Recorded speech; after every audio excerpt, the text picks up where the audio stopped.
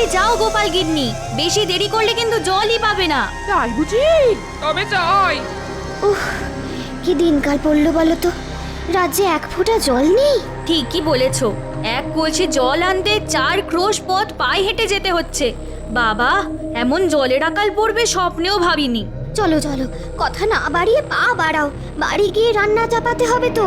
আমাদের তো নাওয়া খাওয়া সব মাথায় উঠেছে, জল ছাড়া জীবন চলে নাকি?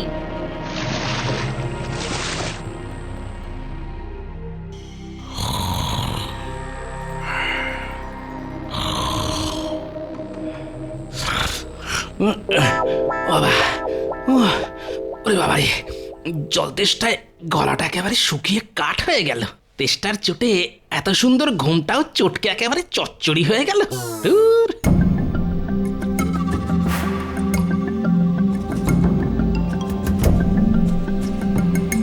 দেখি, ও বাবা, দূর দূর দূর, ঘরে এক ফোঁটা জলও নেই। এভাবে কি আর বেঁচে থাকা যায়? থাকবে কি করে শুনি?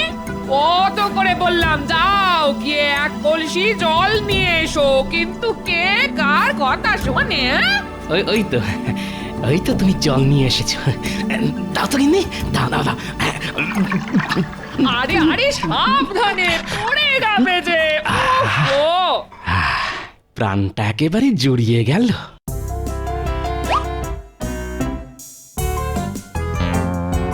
দিলে তো সব জল শেষ করে। এবার বাকি দিনটা চলবে কেমন করে শুনি? রাঁধবো কি দিয়ে আর খাবো কি? দূর, জল তেষ্টার সময় এত কিছু মাথায় থাকে নাকি? ওই দেখো, পেটে জল পড়তে না পড়তেই খিদেতে পেটের ভিতরে ইঁদুরগুলো যেন ডাকতে শুরু করে দিল। এই মানুষটার খালি খাওয়া আর ঘুম, তার বাইরে কিচ্ছুটি চেনে না। সারাদিন খাই খাই খাই খাই করে আমাকে একেবারে পাগল করে দিলে গো। দাও তো গিন্নি, একটু ছাতু মেখে দাও। হ্যাঁ, আজ ছাতু মাখা খেয়ে রাজসভায় যাব। সংসারে এখনো মেলা কাজ পড়ে আছে আমার, আমি পারবো না তোমার জন্য ছাতু মাখতে। ভগবান দুটো হাত দিয়েছে যখন, তখন হাত দুটোকে একটু কাজে লাগাও না।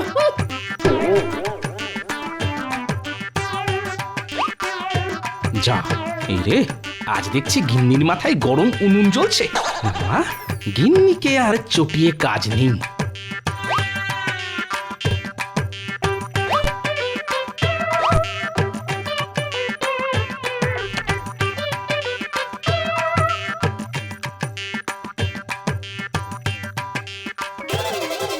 যা, জল ছাড়া ছাতু মাখবো কি করে?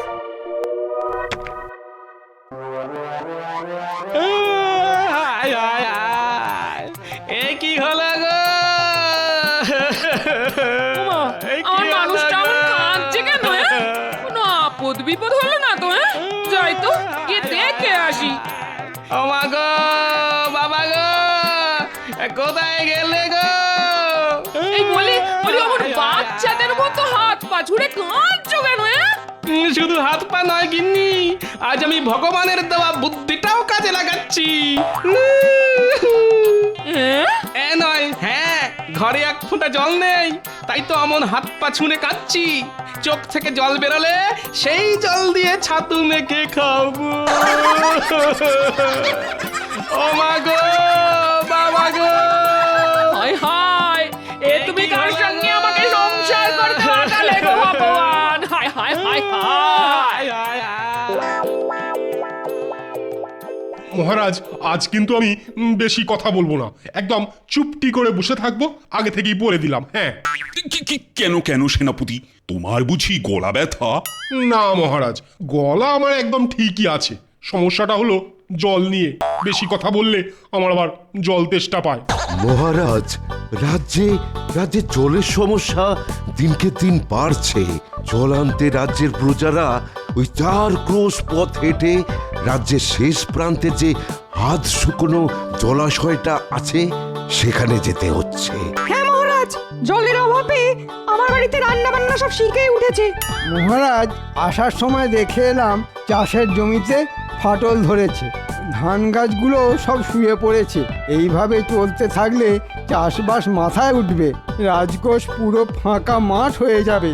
তখন নবাব বাহাদুরকে খাজনা দেবেন কি করে? বিপদ বিপদ, এ তো মহা বিপদে পড়া গেল দেখছি। বিপদ বলে বিপদ, জলের অভাবে আজ আমাকে আধ ভেজা ছাতু খেয়ে রাজসভায় আসতে হলো যে। আধ ভেজা ছাতু? লোকে জলের অভাবে মরছে আর তুমি ছাতু ভিজিয়ে জল নষ্ট করছো গোপাল?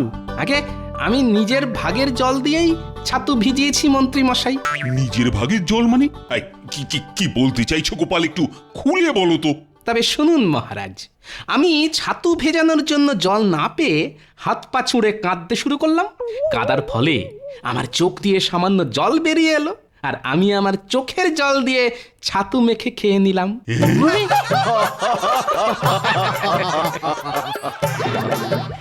সত্যি গোপাল, তোমার মাথায় কত বুদ্ধি। বাধ্য হয়ে নাক চেপেছি, শ্বাস করেছি বন্ধ। গোপালের মাথায় আছে বুদ্ধি আর গায়েতে দুর্গন্ধ। ঠিকই তো গোপাল, বাবা তোমার গা থেকে না একটা বিশ্রী গন্ধ বেরোচ্ছে। সত্যি করে বলো তো গোপাল, কতদিন স্নান করো না? সে আর দুঃখের কথা আর কি বলবো, ঘরে স্নানের জল নেই। স্নান করতে গেলে বাড়ি থেকে 4 ক্রোশ পথ পায়ে হেঁটে জলাশয়ে যেতে হচ্ছে।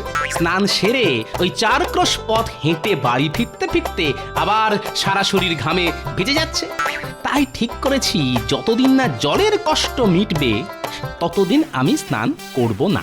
ছি ছি ছি ছি, এতদিন জানতাম তুমি কিপ্টে, এখন দেখছি শুধু কিপ্টে না, তার পাশাপাশি কুড়েও।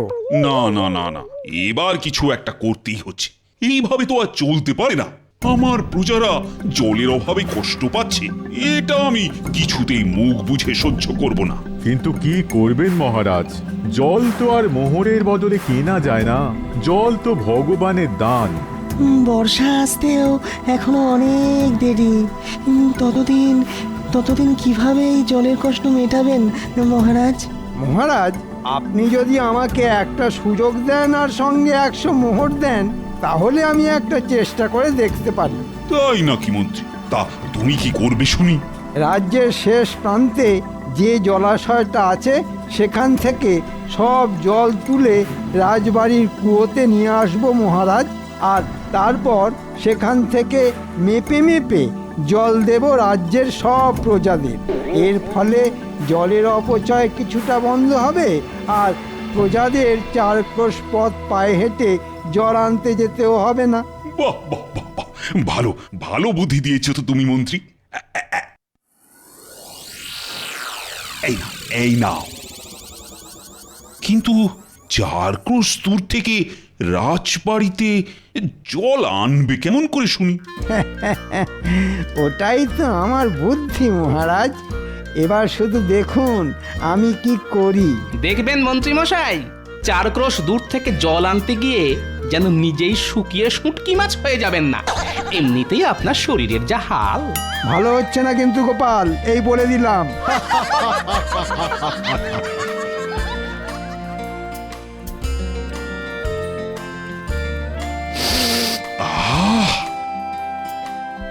বেশ সুন্দর গন্ধ বেরিয়েছে দেখছি। আজ কি রান্না হয়েছে রানী?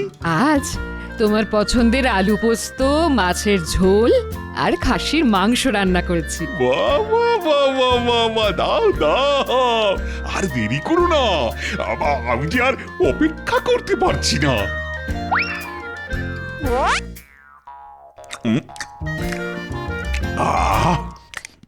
অমৃত অমৃত। আস্তে আস্তে খাও, না হলে গলায় বেঁধে বিষম খাবে যে।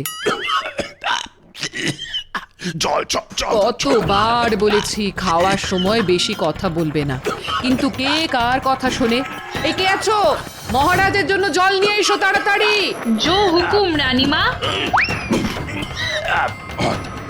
দাও দাও তাড়াতাড়ি বাবা।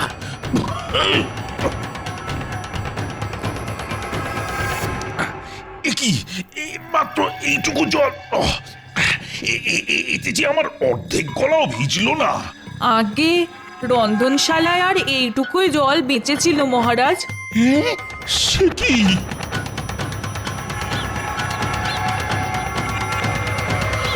আমাদের ডেকেছেন মন্ত্রী মশাই?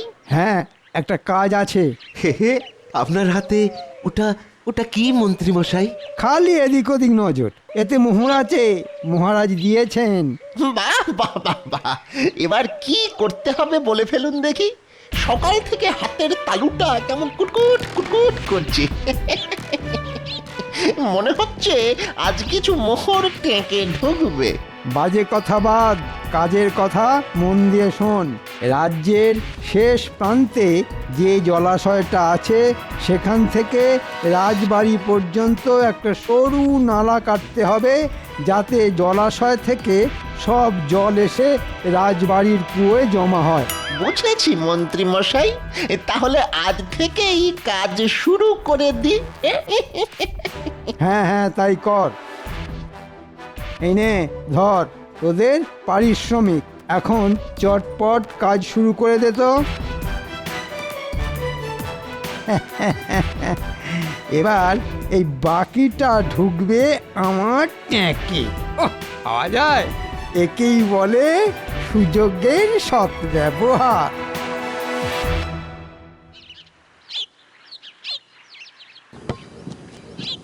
দেখুন মহারাজ, এইভাবে নালা কেটে যদি জলাশয়ের সঙ্গে যোগ করে দেওয়া যায় তাহলেই কাজ শেষ।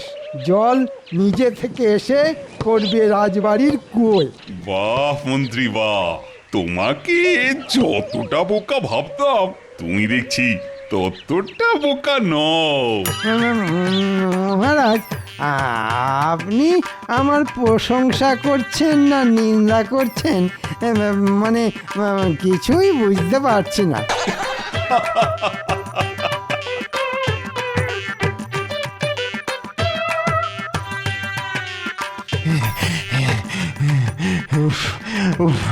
আর পাচ্ছি না, আর পাচ্ছি না রে ঘটা।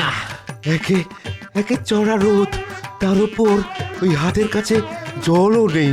তেষ্টায় গলা বুক একেবারে ফেটে যাচ্ছে। দরকার নেই মোহরের, চল পালিয়ে যাই। আপনি বাঁচলে বাপের নাম। ঠিক ঠিক বলেছিস বটা, ঠিক বলেছিস। না হলে আমাদের এই রোদে ওই পটল তুলতে হবে। হ্যাঁ ঠিক বলেছিস। কিরে চুপ করে দাঁড়িয়ে পড়লি কেন? আমাদের ছেড়ে দিন মন্ত্রী মশাই, আমাদের দ্বারা এই কাজ হবে না। বললেই হলো ছেড়ে দিন। গুনে গুনে মোহর নেওয়ার ডালা মনে ছিল না? এই ধরুন আপনার মোহর। এই কটা মোহরের জন্য আমরা পটল তুলতে চাই না। আর কিছুক্ষণ এখানে দাঁড়ালে আমরা শুকিয়ে একেবারে শুটকি মাছ হয়ে যাব। চল চল বটা, চল আমরা বাড়ি যাই। এই রোদে আর দাঁড়াবো না, চল চল। কি মন্ত্রী, আমি যে তোমাকে 100 মোহর দিলাম, তা ওরা তোমায় মাত্র 10 মোহর ফেরত দিল কেন? তাহলে বাকি মোহর কোথায় গেল? মানে বাকি মোহরগুলো আমার কাছেই আছে মহারাজ, সময় মতন ওদের ঠিক দিয়ে দিতাম। তোমাকে চিনতে আমার আর বাকি নেই, কোনো কাজ হবে না তোমার দ্বারা। মরকট কোথাকার, বাকি মোহরগুলো আজকের মধ্যে ফিরিয়ে না দিলে না তোমার গর্দান নেব, এই আমি বলে দিলাম।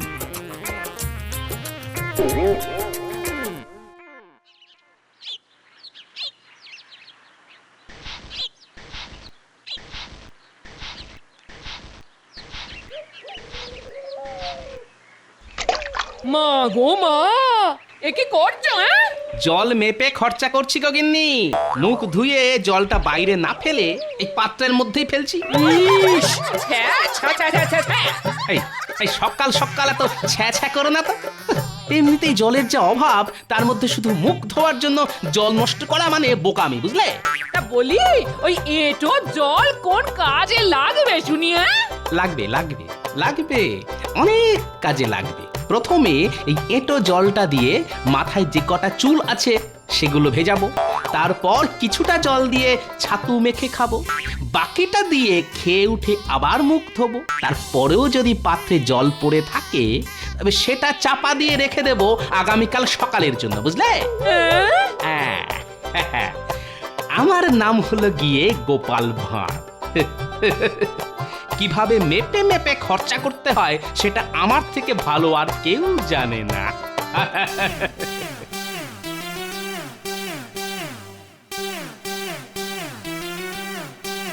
কি ব্যাপার মহারাজ, আপনাকে দেখে বড় চিন্তিত মনে হচ্ছে। রাজ্যে এমন একটা মন্ত্রী থাকতে চিন্তা না করে উপায় আছে? সে কি মন্ত্রীমশাই, এইবারও আপনি? হ্যাঁ হ্যাঁ, প্রত্যেকবারের মতো এইবারও আহাম্মক মন্ত্রীটা না গাধার মতন বুদ্ধির পরিচয় দিয়েছে।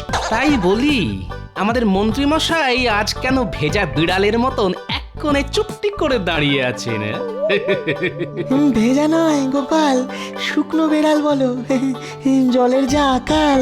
এবার তাহলে কি হবে? দূর এক একটা আকাট অকম্মার দেখি সব আমার রাজসভায় কারো দ্বারা যদি কোনো একটা কাজ হয়েছে। কি গোপাল, এবার তুমি একটা উপায় খুঁজে বার করো। হ্যাঁ গোপাল, একমাত্র তুমিই পারবে এই জলের কষ্টের হাত থেকে আমাদের বাঁচাতে। গোপাল আর কি বা করবে? গোপাল তো আর জল তৈরি করতে পারবে না। কি গোপাল, কিছু বলো। আগে মাথায় বুদ্ধি থাকলে আকাশের চাঁদও পেড়ে আনা যায় মন্ত্রীমশাই। সেখানে জলের কষ্ট দূর করা তো সামান্য ব্যাপার। তোমার খালি মুখেই বড় বড় ভাষণ, কাজের বেলা ফক্কা। না, অনেক অপমান সহ্য করেছি, আর নয়। মহারাজ, আমি কথা দিলাম 3 দিনের মধ্যে রাজ্যের এই জলের কষ্ট আমি মিটিয়েই ছাড়বো। না হলে আপনি আমার নামে গাধা পুষবেন। বাহ, এ তো দেখছি একেবারে আত্মবিশ্বাস গুলে খেয়েছে। কিন্তু রাজ্যে তো জলই নেই, তাহলে কিভাবে গুললো? এবার কিছু একটা করতেই হবে, কিন্তু কি করি, কিভাবে যে এই জলের কষ্ট মেটানো যায়। না, মহারাজকে বলে এসেছি 3 দিনের মধ্যে জলের কষ্ট মিটিয়ে দেব। কথা রাখতে না পারলে আমাদের শুঁটকো মন্ত্রীটা সাপের 5 পা দেখবে, আর সেটা আমি কিছুতেই হতে দেব না। উফ বাবা, রোদের কি তেজ! যাই, এই বড় গাছটার নিচে গিয়ে একটু জিরিয়ে নিই।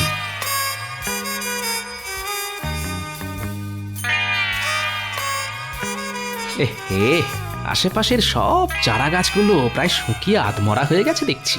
কেবল এই বড় গাছগুলো ঠিক আগের মতোই আছে, যেন বড় গাছগুলোর জলের অভাব মালুমই হচ্ছে না। কিন্তু এমন কেন? বিজ্ঞান, এর উত্তর দিতে পারবে একমাত্র বিজ্ঞানী।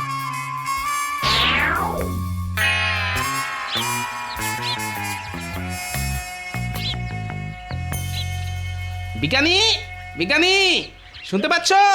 হ্যাঁ গোপাল যে, বলো, ডাকছো কেন? এই যে বিজ্ঞানী, তোমার কাছে একটা বিষয় জানতে এলাম। কি জানতে চাও বলো গোপাল। আচ্ছা, জলের অভাবে রাজ্যের সব চারা গাছগুলো প্রায় মরতে বসেছে, কিন্তু বড় গাছগুলো ঠিক আগের মতোই আছে। এমন কেন হলো বিজ্ঞানী? কারণ বড় গাছের শেকড় মাটির অনেক গভীর পর্যন্ত গেছে, তাই বড় গাছগুলো মাটির নিচ থেকে জল টেনে জীবন ধারণ করছে গোপাল। কিন্তু চারা গাছগুলোর শেকড় মাটির গভীরে যেতে পারেনি, তাই জলের অভাবে সব চারা গাছগুলো মরতে বসেছে গোপাল। তাই নাকি? গাছ মাটির নিচে থেকে জল নিয়ে বেঁচে থাকে? হ্যাঁ গোপাল, আর এই দিক থেকে সবচেয়ে এগিয়ে ইউক্যালিপটাস বা নীলগিরি গাছ, যেখানে জলস্তর সবচেয়ে উপরে, সেখানেই এই গাছ জন্মাতে দেখা যায়। আমাদের রাজ্যে এই গাছ আছে বিজ্ঞানী? থাকবে না কেন, নিশ্চয়ই আছে গোপাল। কিন্তু কেন বলো তো? সাবাস, পেয়েছি, একটা উপায় খুঁজে পেয়েছি।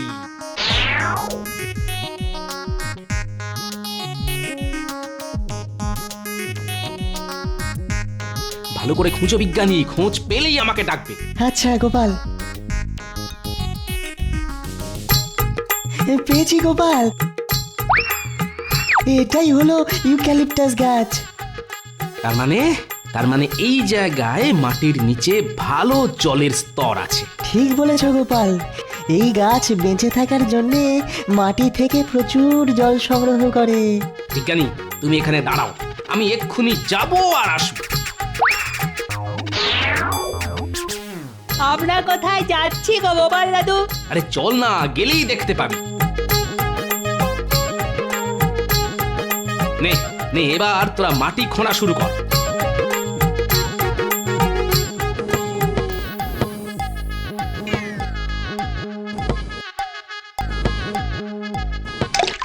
এই তো যেটা ভেবেছিলাম সেটাই হয়েছে। কি মজা মাটির নিচে জল পাওয়া গেছে। বিজ্ঞানী, তুমি গিয়ে মহারাজকে ডেকে নিয়ে এসো তাড়াতাড়ি। হ্যাঁ হ্যাঁ, এক্ষুনি যাচ্ছি গোপাল। তাড়াতাড়ি চলুন মহারাজ, গোপাল আপনার জন্য অপেক্ষা করছে। আরে যাচ্ছি, কিন্তু কি এমন জিনিস দেখাবে বলো তো গোপাল? যত সব ন্যাকামো। ন্যাকামো নয়, বুদ্ধি, গোপালের বুদ্ধি।